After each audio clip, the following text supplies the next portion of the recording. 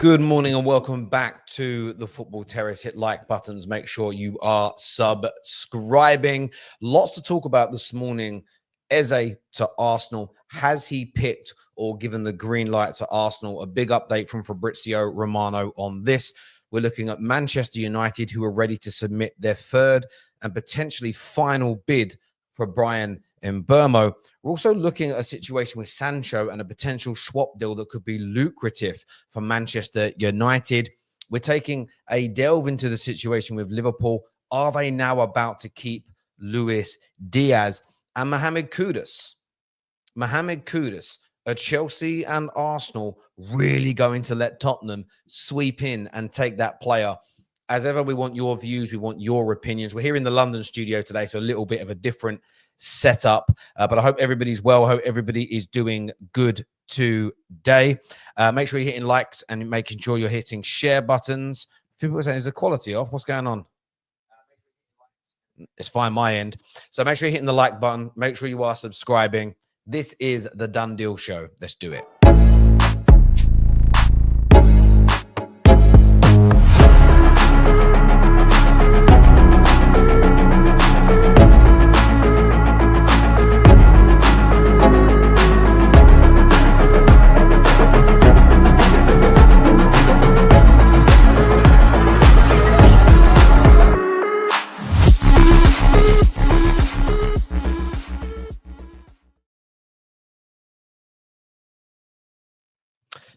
Eze is keen on joining Arsenal this summer and is attracted by the prospect of joining Mikel Arteta's project. That is the update from Fabrizio Romano in relation to, look, I've said it before and I'll say it again, one of the best available attacking midfield players in Europe joining Arsenal. Now, just under a week ago, Ben Jacobs broke this news right here on the Football Terrace on our Done Deal show. He's back with this Friday lunchtime, by the way. And he broke it in the sense of Arsenal had him on a list and Arsenal were keen and Arsenal were going to look at exploring that deal. In the past 6 days, it has advanced somewhat to contact with the players' camp. There's reports from other sources that conversations between Crystal Palace and Arsenal have also happened as well. And for me, well, I'm a rival, this is gutting because I don't want Arsenal to get better. I don't want Liverpool to get better. I don't want City to get better. But being neutral for a moment and being the host of the Football Terrace, this will be one of the best deals of the summer. Wirtz to Liverpool is absolutely sensational. Cherki to Manchester City is a bargain at the price that he has come in for. However, when it comes down to the situation with Eze, £65 million release clause, that's payable over a 3-year period as well. You look at the Prem-proven nature, the age, the experience of this man, this would be phenomenal business for Arsenal. And I think when you couple this in to the news of the past couple of weeks that's come out, is that it's not a left winger or Eze. It's Eze plus that left-sided attack. And of course, the number 9 position that is so important and imperative to Arsenal Football Club moving forward. This would mark, we'll get onto Gyökeres a bit later, but I think this is another one of those deals that puts an end to a lot of the belly aching, a lot of the concern, a lot of the worry that I understand that exists within the Arsenal fan base. I get told all the time, Terry, you got to understand we're jaded, we have PTSD, but this is the type of deal that would go a long way to resolving that situation, in my personal opinion. Equally, it will even slow down your haters. It will slow down the haters. If you go out and sign, who's an average attacking midfield player? I'm just trying to think of one. Can't think of one. If you went out and you buy Šeško and Madueke, that's the new additions to your attack. I know Madueke is not a number 10 or an attacking midfielder, but there would just be a sort of Arsenal have no ambition, Arsenal are not serious. And when it comes to the social discourse that we are all involved in, that would be tiring, annoying, and frustrating for Arsenal fans. A player like Eze stops that from happening. Fantastic piece of business if they are able to pull this deal off, land him, and bring him to the Emirates Stadium. It's a fantastic player to be going after. And I think you also have that added element of pride for Gunners if they're able to pull this off, because it's one of those things for me where I feel that you've got the Spurs nature of this. You've got he was a Spurs target. We all thought he was going Tottenham. That seemingly looks dead and buried. So there's a double-edged sword there for Arsenal fans as well. What's this super chat? Tom Canton talking dirt on you. I don't care. I couldn't care less. I don't care. I'm a football fan. I'm a YouTuber. I'll react to the news. I'll speak about what I want. I'll do videos about what I want. I'll title them how I want. And I don't care if people don't like it. I appreciate the super chat, but I'm just not interested in anything negative people have to say about me or my channel or you guys. And by the way, a lot of people that like slag me off online, they also slag you guys off. Oh, the Football Terrace community is horrible and nasty. I don't necessarily think it is. So from my point of view and perspective, thanks for the super chat. Whether it's true or not, I'm not going to investigate it. I'm not going to go and find out. I just don't care. Let's get to talking about the football, please. You probably find it has something to do with me reacting to the news last night about Victor Gyökeres. And I'll speak about that for a moment. I am not going to stop reacting to news just because 5 minutes later, 5 hours later, 5 days later, a different journalist is going to report something different. That for me would just be absolutely ridiculous. Ridiculous beyond belief. Ridiculous beyond belief. Imagine every football YouTuber, whether it's transfers, whether it's reacting to a match. I'll give an example. We all reacted to the news that Alejandro Garnacho walked down the tunnel instead of sitting on the bench last season. We were told that.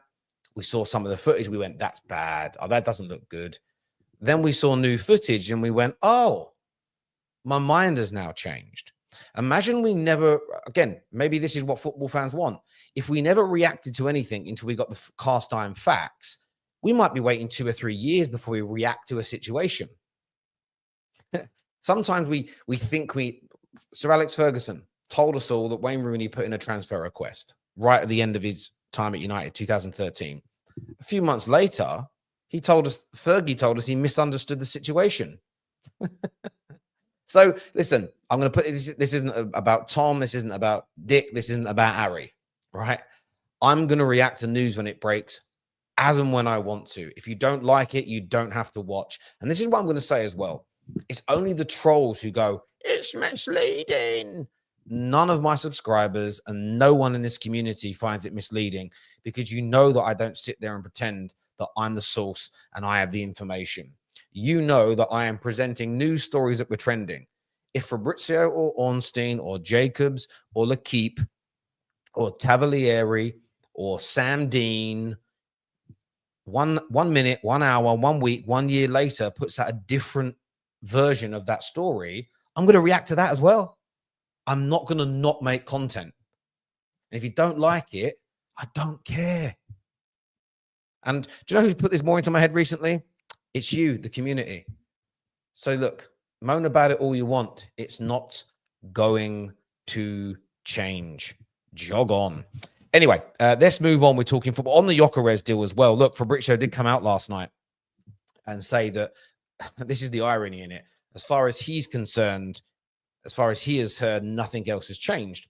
And he very much could be right. But equally, we saw the Portuguese press a few weeks ago reporting that the preference is Victor Gyökeres. He then repeated that only to 12 hours later go, actually, no, I got that wrong. Now, I like Fabrizio. I have respect for what he does. But again, there's not one journalist where when they say something, I go, right, I'm ignoring everybody else. There's no one man who I'm on my knees for that badly. I would never do that. I'm open-minded to all these stories. So listen, and L'Equipe, for me, have been very credible over the years. They were the outlet that reported that Pochettino was already sacked, but would be leaving at the end of the season. I remember reacting to that and the dog's abuse I got. And all I said in the video is they've said he's been sacked and he'll go at the end of the season. he ain't been sacked because he's still the manager. Well, you didn't listen to the report or read their article. Everything they said was going to happen 3 months later did. And this is why this is the message to all young YouTubers coming up. This is why when you're like me and you do reactions, essentially, never, even if you have an opinion that's based on wrong information, it's not your fault. Just always be open-minded to changing. But the reason why you shouldn't lose any sleep over it is I didn't receive, and by the way, I don't expect it, a single apology from the people that said this is fake news. The same as when I did a reaction in January because of Sammy McBell saying that the Zubamendi deal would happen, I must have had over 1,000 messages, comments, DMs of abuse saying it's bullshit, it's a lie, it's never going to happen. Not one of those people has reached out to me and said, I'm really sorry that I told you that you shouldn't have reacted to that. By the way, I don't expect them to, because to a degree, they're entitled to their opinion as well. So for me, the YouTube scene will die if everybody decides to not react to things and talk about things as and when they happen. Even when you react to a game. Oh, I'm going to react. I was a terrible performance today. What if you complain about your team and then it turns out that the camp got flu a day before and they were all really sick? Would that change your mind? I mean, you can't not react to things because later on down the line, new information is going to come out. At least of all, if you're not open-minded to change. But anyway, let's get back to what we're talking about today, because that is far more important than worrying about people having hurty opinions about you. But look, to round up again, according to Fabrizio Romano, and I do hope another journalist doesn't debunk this later, says that Eze is keen on joining Arsenal this summer and is attracted by the prospects of joining Mikel Arteta's project. I mean, that last line is probably going to trigger a few people, isn't it? It's probably going to trigger a few people indeed. But look, as I said all along, and I'll say it again, I think it's a phenomenal piece of business if they can pull it off. Am I allowed to say that? Am I allowed to say it would be good business if they pull it off? Is that allowed in the football content world today? I don't know. But there we go. What gets me through are the ones who take rumors as gospel from sources that will never, ever be believed for their club. Well, listen, everyone's entitled. I always look at it this way. I'm always open-minded to what's being said. I always go back to hearing this, that Nuno was going to join Spurs, and reading it in to me, what was quite an obscure Turkish publication, and it turned out to be spot on. I remember this season, for instance, I saw Arsenal fans and United fans saying the Portuguese record is unreliable. But last night, Arsenal fans who don't want Gyökeres all were posting their update that there was no advancement in the conversations. So this is more my issue. People pick and choose. When I see YouTubers call people like Fabrizio fraudsters, tap-in merchants, brown envelope brigade. But then last night used him as a tool to attack people like me for reacting to L'Équipe. They'll sit there and say, L'Équipe lie, L'Équipe lie, L'Équipe lie. Well, they got the Fofana news the other day correct, didn't they? As an example, Sacha Tavernieri, of course he's got things wrong, or the situation has changed. But everything he said about Zubamendi has come absolutely true. So I'm not just going to disregard it. Equally, the biggest hypocrites are the ones that, I mean, listen, I don't know Tom Canton very well. I've always met him face to face and we've always gotten well. I mean, but he works for Football.London, who many people attack for being one of the biggest clickbait publications in the world. I don't attack it. Do your thing, man. That's how you want to title your news articles. It's no skin off my nose. The only people, I read articles and then I make my mind up based on the body of work. I don't get upset by headlines, you know, especially when it comes to football transfers, because I'm not a baby. Let's have a little look here. This community is so toxic. Yeah, maybe, Paul. Maybe. Let's have a little look here. People just get impatient. All you have to do is hear Potts talk about Arsenal and you will get an idea of how people can be critical on virtually anything. Thank you, Josh, for encouraging everybody to get the like buttons hit today.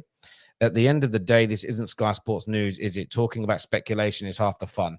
Exactly. And if you don't like it, don't watch it. Simple as that. Good morning to you. I appreciate you being here, Mr. Rodriguez. Morning, Terry. You just need to ignore the trolls. They're getting too much airtime. Look, I don't think someone's super chatting that's a troll. I'm just putting it out there. Like, it's just, I appreciate super chats. They help keep this channel going. But I don't want to hear about anyone who's critical of me. The only people I learned this a little. I'll only take criticism from people that I would take advice from. And if the criticism is public before it's private, then I also won't take it seriously. Now, I don't know what Tom has or hasn't said. I'm not having a pop at him. But if someone really respects you and they think you're doing something wrong, they would drop you a DM and say, bro, I think you got to check yourself here. If their first comment about what you're doing is public, it's not within your best interests. And if it's not within your best interest, they're not doing it to better your work, to better your content, to make your life better. They're doing it to try and turn people against you in a warped way. They think they will grow through it. So if someone's motive isn't to help you, you shouldn't take them seriously. That's my view. I have great friends and great colleagues around me that would hold me to account if they felt what I was doing was wrong. And I'm unashamed of what I do. I title videos based on the claims being made by the journalists, and I'll react to them. So it's not really about giving trolls airtime. It's just by explaining to you guys, I don't need to know about it. Thank you for telling me, but I'm just not interested. I'll let them do their thing. I'm going to do mine, and I'm not changing.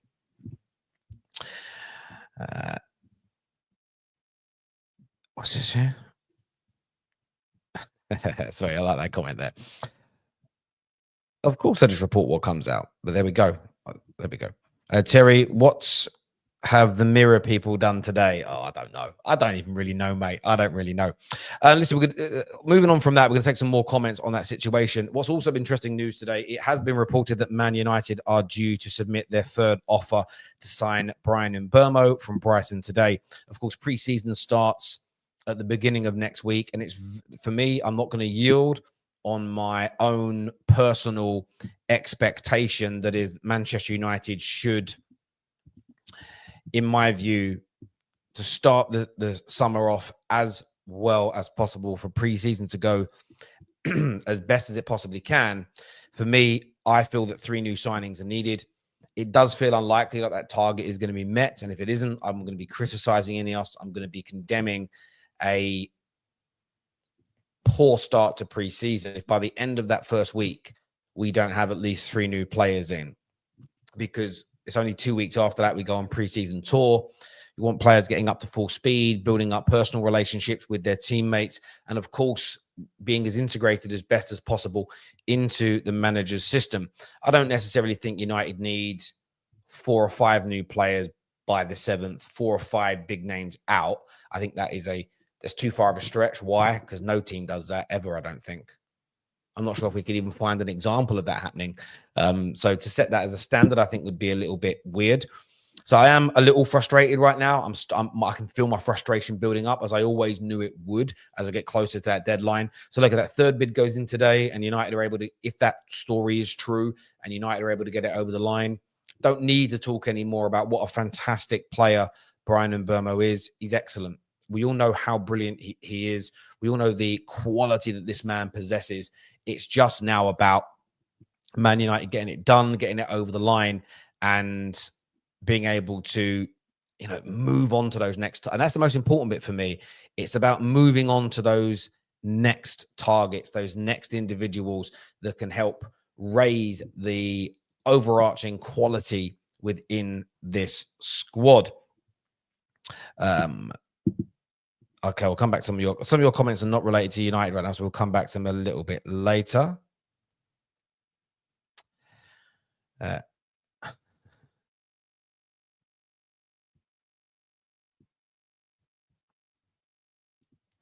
Third time lucky.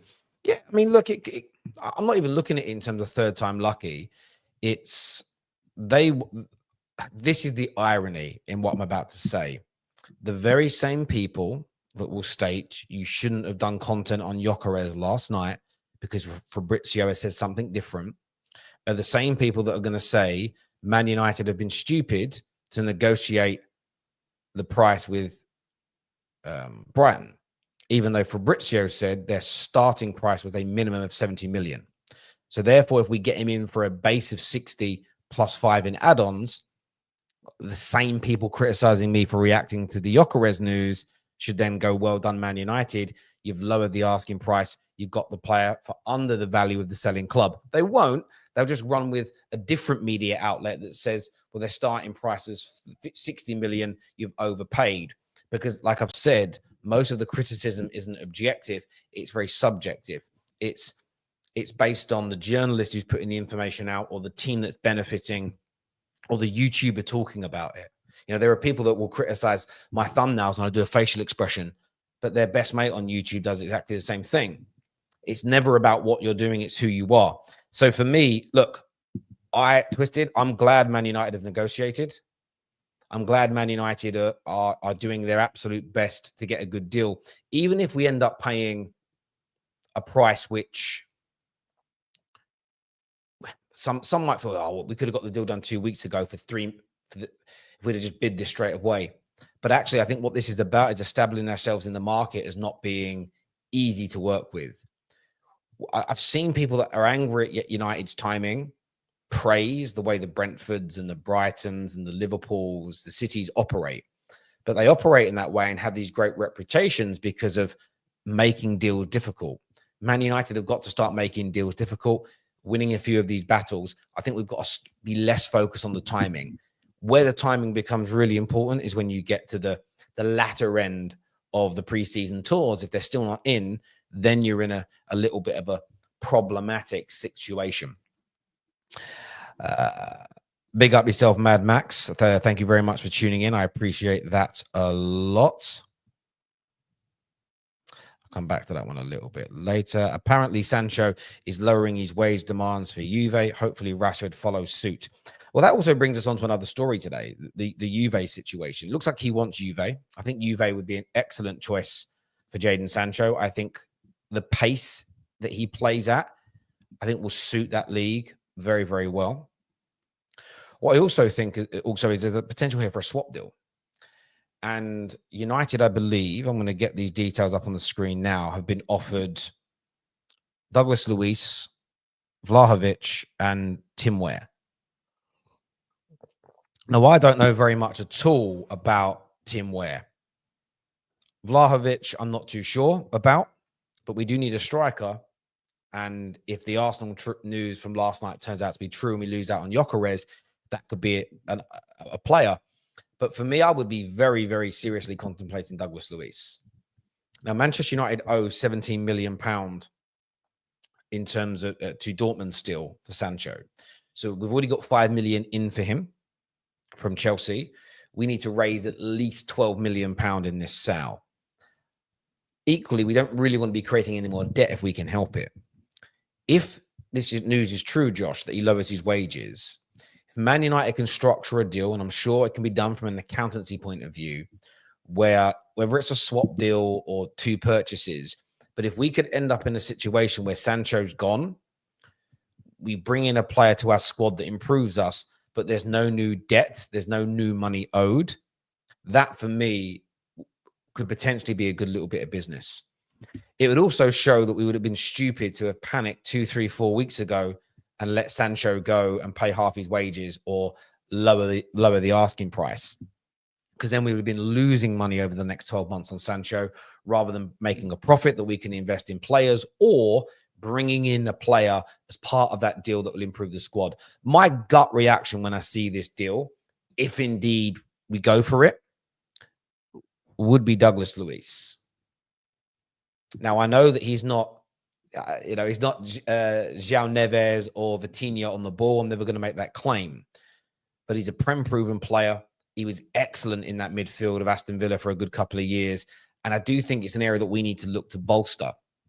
So, again, just going with that deal, if Juve think, because again, if Juve say to us, look, we can't afford the cash on the deal and the players' wages, but what we might be able to do is do a swapping over of players.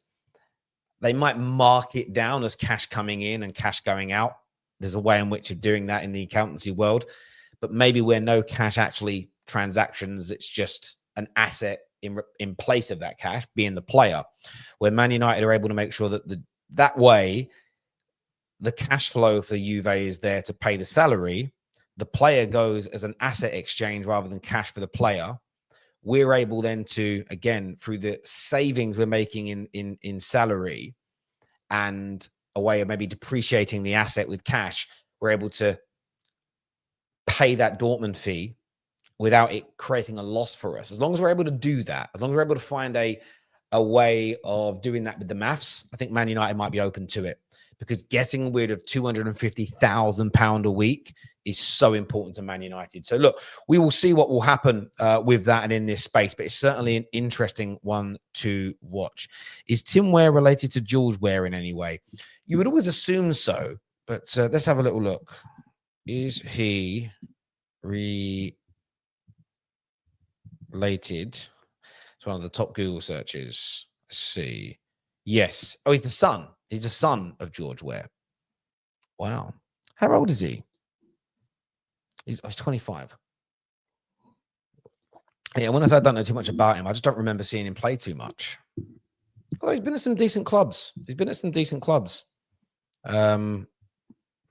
He must have played against England at the World Cup. Maybe I saw him there. It's his son. But there we go.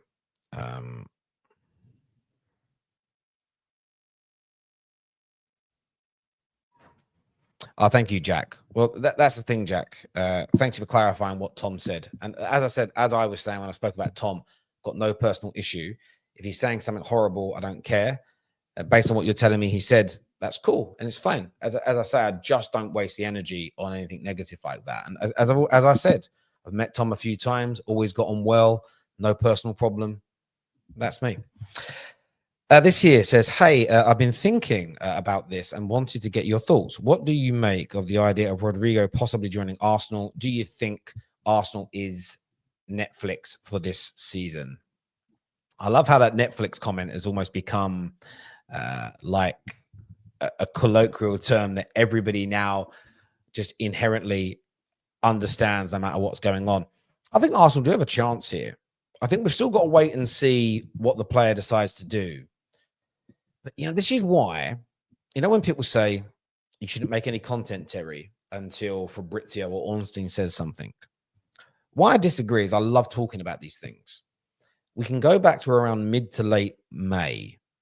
And I remember those early articles, and I'd have to go back and resource who made the claims. But there's all these talk from journalists that we may have only slightly heard of or never heard of that all said Arsenal like him. There's a possibility that he leaves. He maybe doesn't fit into the plans of Alonso. Then they were quashed by the sort of very pro-Madrid media that did the whole, he's part of the plans, the manager wants him to stay. And now reality is set in and he's not getting on the pitch and he's definitely not rarely, and he's not starting games. Now, this is only a handful of matches. Things can change. But I think there's a real distinct possibility that he leaves. And then you think about who his potential suitors could be. Bayern Munich may go in for him. City could. Liverpool right now, we haven't even got into this news yet today, but Liverpool right now, as it stands, are rejecting attempts from Bayern Munich when it comes to Diaz. And Liverpool don't plan to entertain any bids for him. So again, if Luis Diaz is going to stay at Liverpool, I very much doubt that they're going to make a move to sign Rodrygo. I doubt United can get him.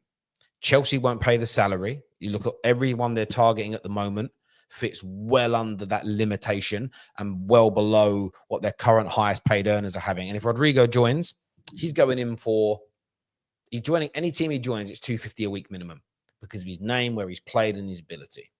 It's happening. And his name's a big part of that because the image rights are huge. That they just are.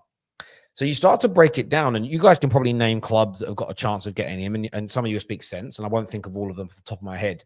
But you look at Arsenal, they've got the cash, they've got the wage structure, they're in title races, they need to improve their wide players. It just makes sense that Arsenal are a real viable option.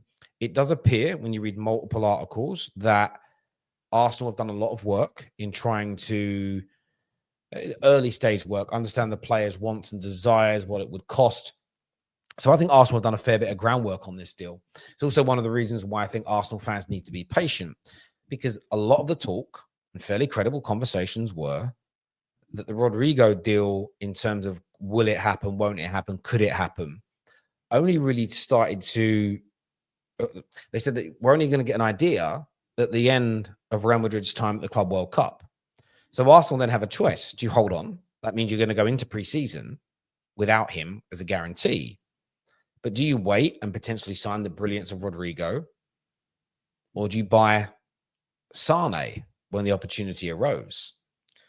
They couldn't get Nico Williams because he's prioritizing Barcelona. So there's not much you can do to force that through. So they're being patient. And I think there's a real good possibility, a really good possibility that he joins Arsenal. Doesn't mean it will 100% happen. But there we go. A lot of you guys saying congratulations. What are we saying congratulations for, peeps?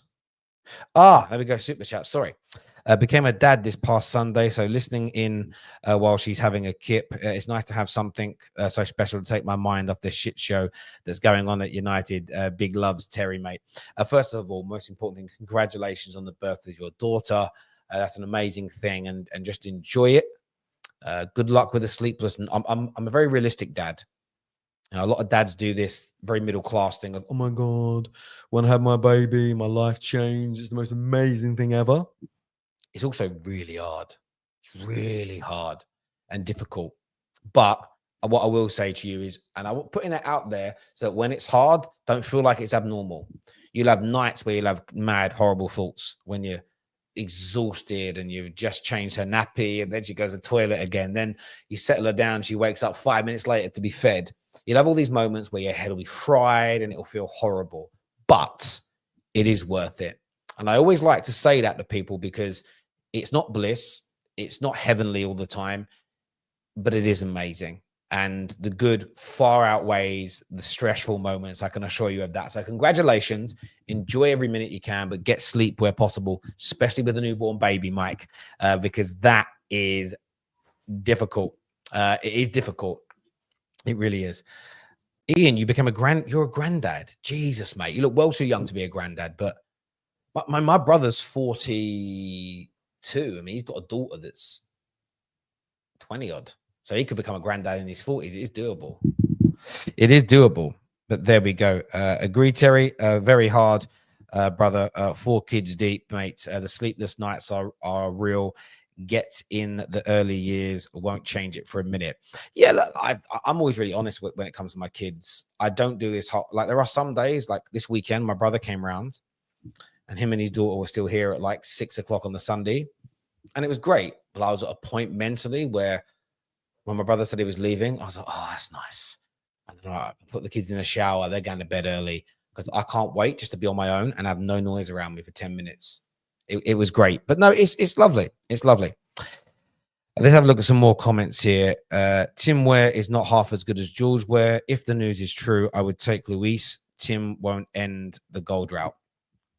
Yeah, listen, I don't know much about Tim Ware, so I wouldn't personally pick him. But yeah, of the 3, if it's plausible, I'd look at Douglas Luiz. I think he makes our midfield better, personally. That's what I would do.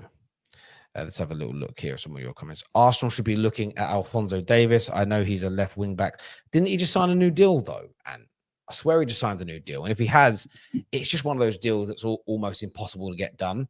I think the one thing that Arsenal shouldn't do right now is spend too much time focusing on unattainable options, deals that they're probably not going to get over the line, if that makes sense. I think that for me would be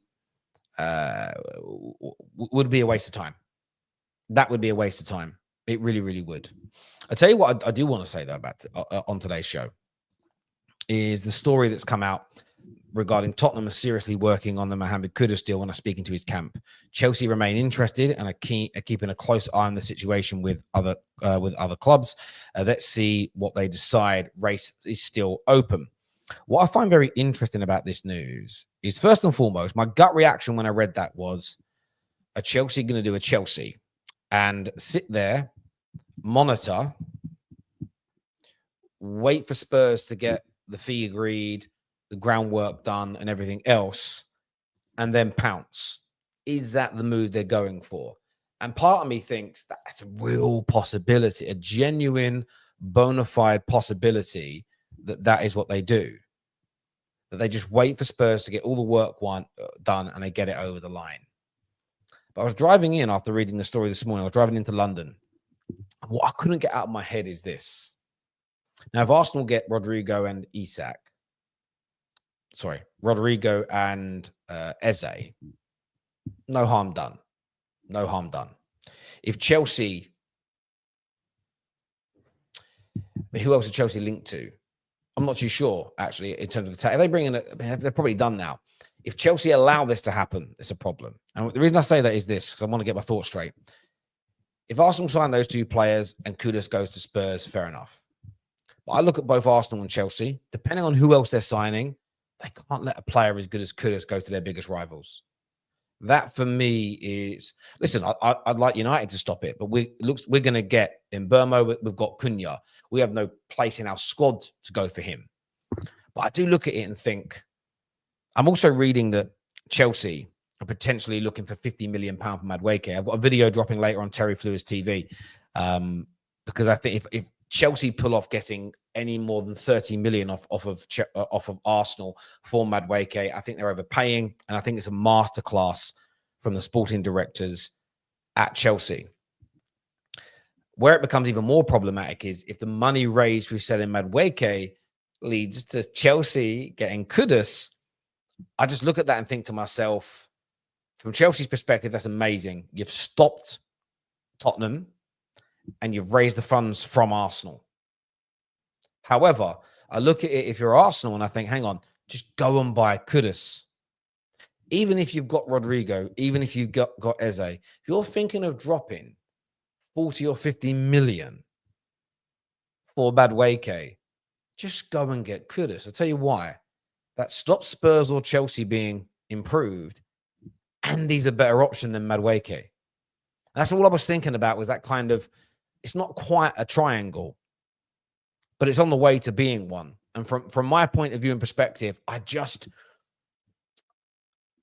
think Madueke is a bad backup for Saka at the right price. And I know we live in a world now where everybody's annoyed about people trying to be accountants, but I think the cost of a player and their squad status is reflected in how good or bad the deal is. If Declan Rice left Arsenal and they replaced him with 9 million Norgard, I'd say terrible business.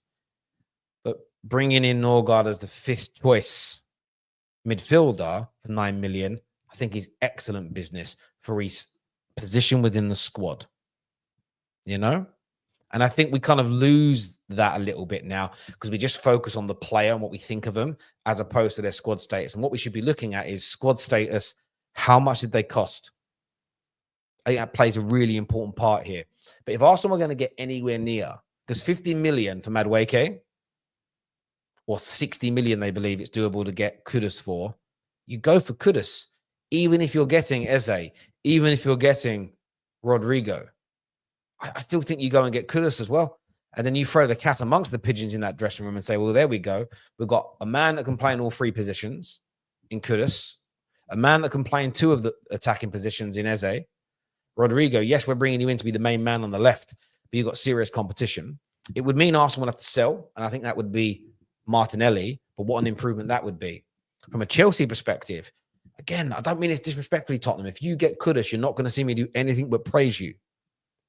But Chelsea are a more attractive club. How can Chelsea let this happen? Genuine question. How can Chelsea let this even potentially happen? I don't know. That's just me. Madueke and Jackson to Arsenal. Here we go. Listen, if that happens, that is when I would expect to see Arsenal fans frustrated. That there, 110%, I'd be like, yep, you're absolutely right on every single level to be frustrated. To a point where if you weren't frustrated, I'd almost be questioning you. If you weren't annoyed, I'd want to know why. Do you think Eze, Rodrygo, Šeško, or Gyökeres will make Arsenal on par with Liverpool if Liverpool don't get Isak?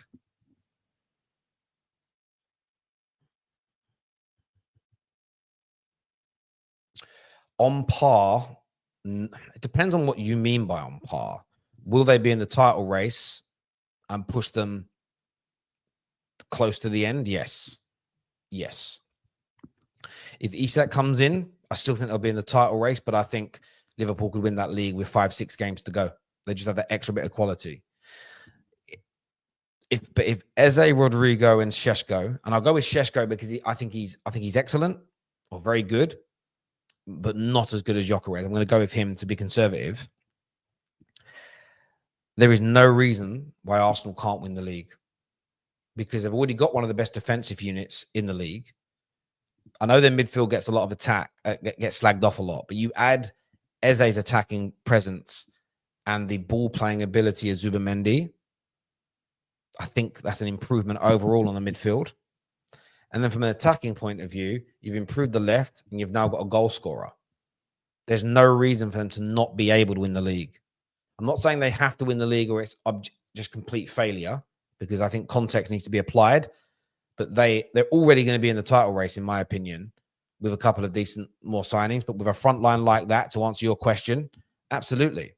You add Gyökeres to that mix. And look, Maradon's laughing. But this is what's crazy. There's no way a team, Arsenal, 3 years running, were in title races. They fell off in around February this year. Why did they fall off? They couldn't kill games off. If you add Eze, and you add Gyökeres or Šeško and Rodrygo to that attack, is it plausible they kill off more games? Yes. To deny that, Maradon, is just ridiculous.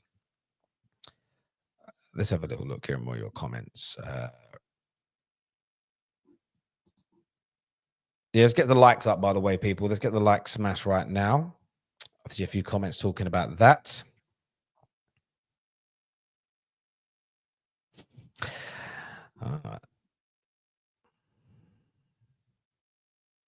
Terry, is 19 reasons Arsenal can't get to win the league. Nothing is certain. Terry, is 19 reasons. Well, nothing is certain. That's why I said they can win the league, not they will win the league. Yeah, I mean, nothing's, yeah, you're right. Nothing's certain. But in the same breath of, if nothing's certain, and that's what I don't always get with people. You can't say Arsenal can win the league because nothing's certain. Well, that means you can't say they won't, which is weird. Arsenal will not win the league because everyone else won't let them. Not really about footballing ability. But that's also part of it as well. Like, there just may be other teams that are better than you, you know. It's why he did win some major, some slams. But it's why the Djokovic's and the Federers and the Nadals respect Andy Murray so much, because they recognize that Andy Murray, there's an argument to say that he was better than 99.9% of all tennis players ever.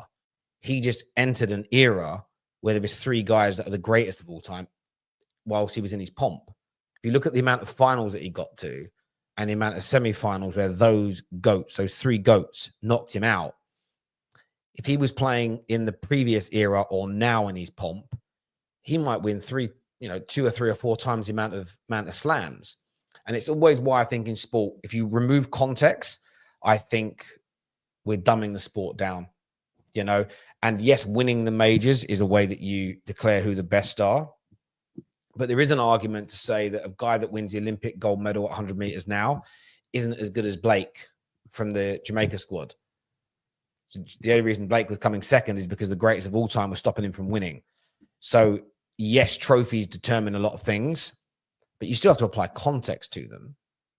Absolutely. And some will go, but you say Scholes winning the league titles. And yes, but the difference is this.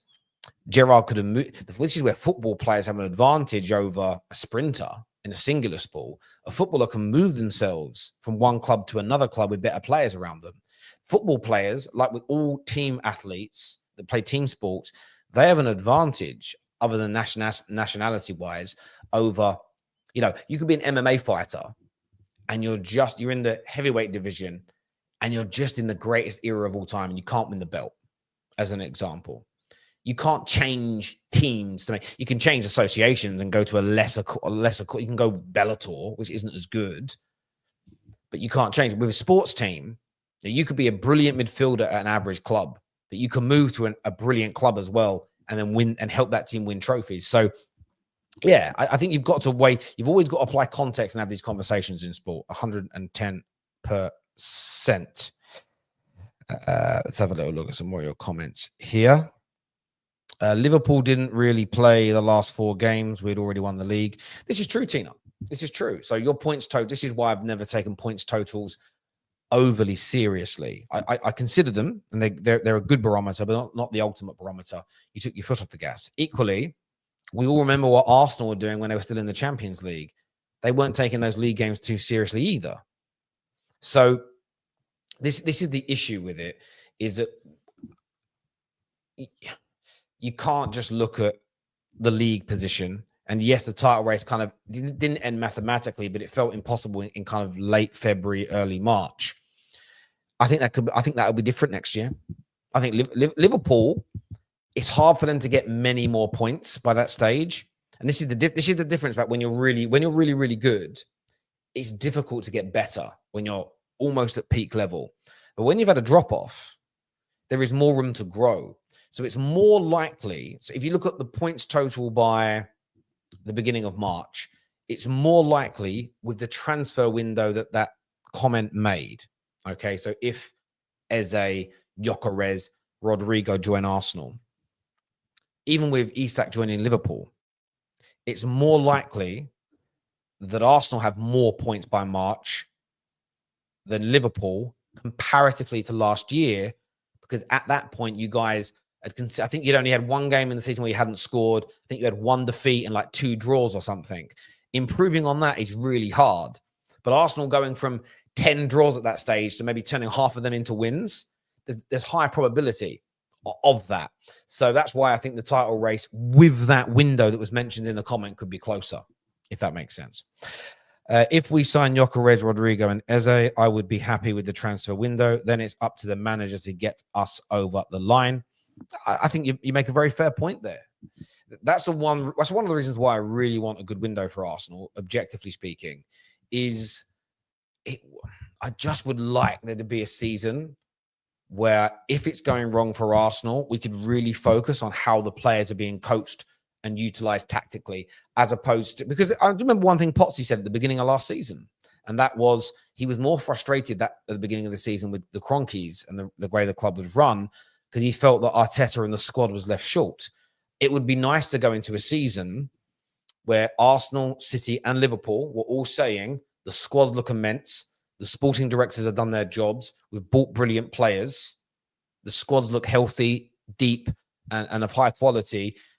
Let's see if, as a team, and with the manager at the helm, they're able to go and win the league. It'd be really nice to be in that position to watch a title race, I think. With the teams all getting better and better, should mean a treble will be one of the hardest things to do. See, again, that depends, Simon. That depends, because you have to go, how hard Europe in comparison? How seriously do teams take the cup competitions? And how good is that middle block of clubs? So yes, you could have 3 teams that are amazing, as an example. But if the teams from, say, 5th down to 15th are easy to beat, you could argue it's maybe slightly easier to do a treble, because you're picking up loads of, basically most of your games every week are gimmies. Where if, like in the last few years, the same as, because what I felt is in the 90s we had this, we're getting it back a little bit more now, where those teams that are in the middle of the league table are still pretty good and can beat a lot of the big teams. That makes it harder to achieve a treble, because it's so hard for you to win every game. So I think it's a good point. It's a good conversation. Terry, athletes can switch nationality. And for Andy Murray, he wasn't that good, just British hype. He was very good. But switching nationalities, yeah, it can help you in football, potentially, if you switch nationalities, of course. But what I mean is you can't be 25, have played for Wales for 5 years, and then switch nationalities. It's not as simple as that. Where if you're 25, you've been killing it at Brighton, but now you want to go and move to Liverpool and win titles, you can do that. Because let's not pretend that if McAllister hadn't left Brighton for Liverpool, let's not pretend his legacy would be the same. It absolutely wouldn't. Winning what he's done last season enhances his legacy. If he just stayed at Brighton looking good, there's only a certain level you'd be remembered for. Arsenal have made an offer to Chelsea for Noni Madueke. Again, can we take this one seriously though? Because it's from the keep. Are we allowed to? Am I allowed to react to this because it's from the keep, or do I have to wait for Fabrizio or Ornstein or somebody else on your magical list? Not you personally. An offer to Chelsea. Interesting. Well, let's see how that one transpires in the coming days, week, months. In the coming days, weeks, maybe even months. And I'll take a little look at that. But look, I've said all along, if that offer to Chelsea is 20, 25 million, and he's there to be an out-and-out backup to Saka, and it doesn't get in the way of getting Eze or a left-sided midfielder, a winger, then cool. If he is the only winger they buy, even with Eze and a striker, I still think the Noni deal is poor. I think they need to improve on a left-sided winger. They really need to improve on him. They really need to improve on Martinelli, and I don't think Noni is that. Eze, I think, would do better than Martinelli on the left, but he primarily thrives centrally, in my humble opinion.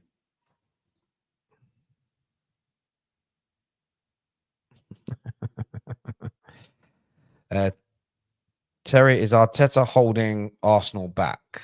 Potentially. He's potentially holding them back. And we can all have an opinion on that. I've said all along that if Arsenal feel they can bring in a better manager, they should definitely consider doing it or do it. The only Arsenal fan I've ever answered that question honestly was Connor, who just outright was like, I want to take the risk of going backwards in the pursuit of going forward. And he just said it naturally. Most other gooners that we want to keep him or sack him skirt about that question, whether or not he's holding them back or not, or whether they would definitely move forward or whether they stay still as a football club. Because remember, if they get rid of him and bring in a better manager on paper and then go backwards and then bring in another manager and never get back to where Arteta's even got them, then you could argue actually he was overachieving with maybe it's the squad weren't good enough or whatever it may be. So the one thing about changing him is at least then you get an answer to that conversation as well. But there's definitely the potential for him to be the person holding them back. And I think a lot of the criticisms of Arteta stand up and hold water. Just making sure I've done all those super chats. Yes, I did. Morning, Terry. Kwanzaa deal completed. Gahey deal will go faster now. Well, it really depends. It depends on the situation with the asking price. So Liverpool want a player for around 35 million. Palace are quite difficult to negotiate with. So let's see what can be done. It could go through quickly. It could take a few weeks. You know, you look at the Kirkes deal. I know that it was before pre-season, so things are slower typically, but that still took 4 or 5 weeks to complete from when there was like verbal agreements in place. So I wouldn't be surprised if it was quick. And I'm really giving a political answer here, but I also wouldn't be surprised if this goes well into pre-season. Because there's another side of this from Palace. It isn't even about driving the price up from you. Are Newcastle going to bid again? Are Chelsea going to come back in for the player? They're going to be hoping that happens. So there's a bit of a bidding war. But it definitely could happen quickly. Thank you, by the way, to Cobes for gifting out 5 free memberships to you all. That's amazing. And thank you for Rob Always United for becoming a brand new TFT member. Who got the memberships on the show today? So who is gifted them? JC, Michael, Fireburn. Who else? John James is one of our I don't know what you call him. One of our moderators. And there should be another one, but I can't see it. Seems like it's only showing me 4 people on here when it should be 5. But yeah, one other person as well got one. So a big thank you. Appreciate that. Loads and loads and loads and loads. I always feel weird streaming in here because it's just not set up like I have it at home and I have to like recalibrate myself. But there we go. And do you know what's funny as well? A lot of people putting this news in, and I haven't seen whether this is true or not. But this is what's funny. The same Arsenal fan. This is what I mean by I don't ever listen to the criticism of what news I should and shouldn't react to. There'll be a lot of Arsenal fans last night who, as soon as Fabrizio said there's no movement, had a go at everybody reporting that the Gyökeres deal had advanced. There'll be the same Arsenal fans now going mad about this news, even though it's from the same source. Deep that for a minute. There we go. Zubimendi signing has been slagged off because he signed for Arsenal. Any other club would have signed him. He would have been praised more. Yeah, I think there's an element of that. Look, I'm a United fan and I see it. Like everybody for 2 years, I never saw a bad word said about Mbeumo. The amount of crap I've seen written since is crazy. But there we go. Look, everybody, I want to thank you all for tuning in this morning. We're back at around 3:15 today. Myself, Footy Judge Mo, and Hussam. This is going to redirect you to Judge Mo's channel right now. So please go and give him a little watch and a subscribe over there. But until next time, people, take care. Goodbye. God bless. And I'll see you all again very, very soon. Peace.